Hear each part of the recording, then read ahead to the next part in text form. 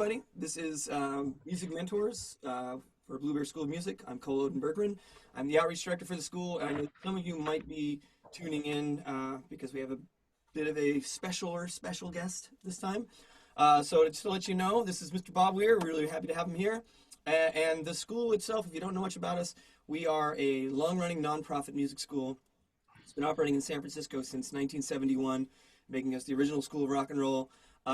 Please feel free to sign up for classes. It's a wild time right now, and we could certainly use the business. So if you dig music in any way, come see us. We can help you out. All right, and with that, I'm going to turn it back into this awesome interview that we got going on here. So Bob, I generally have like a few questions that I normally ask people, and for the most part, it starts off in the beginning, and we move around, and you know, I'll kind of let it go as it goes. But I also don't want to retread on a lot of stuff that people could, you know, easily see one of the probably millions of interviews that you've done and find out about all this stuff. But you know, I am kind of curious to know, you know, about some of the, you know, your early days and learning how to write music and getting started. I was talking to our mutual friend Paul Winston, and he was telling me that I guess that you were given a guitar. I'm not sure who gave you a guitar, but you were saying that you had gone off to like a camp when you were younger with like a bunch of cowboys, and that was kind of how you got your start in playing guitar. Just was like late at night playing guitar with these cowboys. You want to tell a little bit of that story, or how you got your first guitar? I'd actually been playing guitar for Christ a couple of years at that point, but it was maybe the best ear training that I'd ever had, because at the tender age of 15, I decided a terribly romantic thing to do would be to run away and be a cowboy.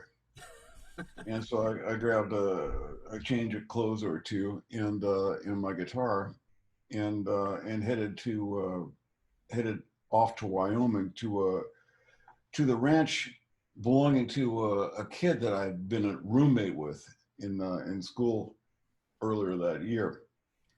And his parents agreed to take me in and put me up, and they put me in the bunkhouse with a bunch of cowpokes, old cowpokes, and late in the evening when the corks got pulled and the song started rolling,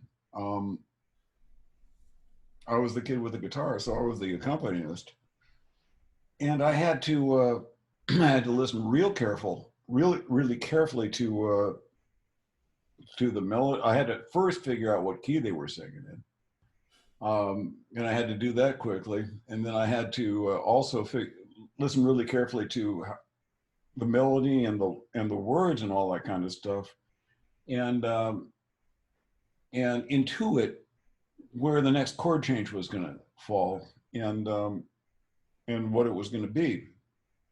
Or if I got any of that stuff wrong, I was going to get some, you know, pretty severe abuse from those old boys. For wrecking up the and I got pretty good at it pretty quick. In fact, if not right away, I was ready for it, I think. But it was great ear training. Yeah. Because there was a little something writing on it. Sure, yeah, a little pressure never hurt. Right. And so I spent the summer up there doing that, and of course I was getting paid for the work I was doing, and there was no place to spend it. Nearest town was a number of miles away, and really the only thing to do in that town was to go to a bar and drink away your money, and Sure, I wasn't old enough. Did that. And so it just piled up. When I got home you know, at the end of the summer, I had enough money to buy a really nice jumbo steel strung guitar and a pretty damn good little Mexican 12 string. Oh, awesome. Was guitar the first instrument that you tried? I mean, I know. Yeah, when I was young, 8 or 9, I think it was.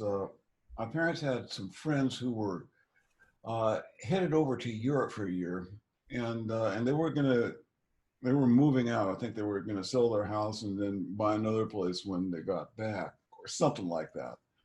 And so, but they had this nice little upright piano, and they wanted a place to stash it for a year. And I think my folks, I didn't come from a particularly musical family, um, but they could see that I had a burning interest in it. And they were, you know, the wheels were going in their head, and they were thinking, okay, the richest child is poor without the gift of music. And so they figured they'd get me and my brother and sister some piano lessons, and this was all going to work out real well. Now I'm extremely dyslexic, and that was a word that didn't even exist back then. So they were trying to teach me to read music, and that just wasn't happening. And but we had some live-in help. I was sort of a silver spoon kid, and and so the, the the girl who was part of that couple was she was my nanny basically, and then the old boy was I think he worked elsewhere, but on the weekends I think he played piano in the church across the tracks. And one day he sat me down and taught me a sort of a boogie woogie left hand figure in key of C, and how to stab with my right hand. Oh, cool. And on the 1 and the 4 chord, we never got to the 5 chord, so I never was able to resolve it. But I hammered away day and night on trying to figure out where I was going to, you know, where to go with the to get that dominant release, and then never did get it. And in the back of your mind, it was, you know, something that it was in the back of my mind. came out later on.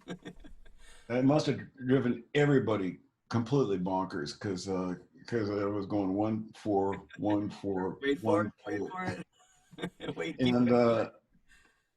And never did get there. Never did get to the 5. But one day I came home and the piano wasn't there anymore. My folks just told me, well, they picked it up. It'd been a year. it had been a year. It was they came home and reclaimed their piano. So I right smartly took up the trumpet, and then I was quietly it was quietly suggested that maybe I should practice that outside. And the neighbors had a little something to say about that. Sure. Well, it could have been worse. Could have been drums. Right. Oh yeah. It's a whole lot of noise there.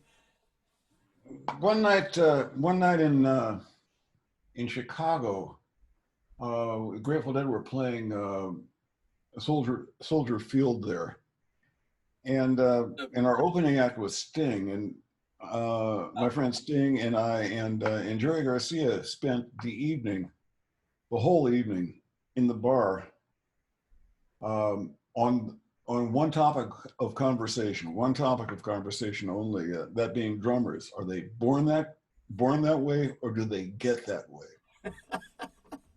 And What's the resolution to that? my contention was, and I'm still I'll be damned if I'm coming off of this. I think they're born that way, because you have to be the kind of guy who doesn't care if people are hating what you're doing. Hating it big, in fact. 'Cause you just have to not care. You have to not give a shit. And so I'm sticking with that.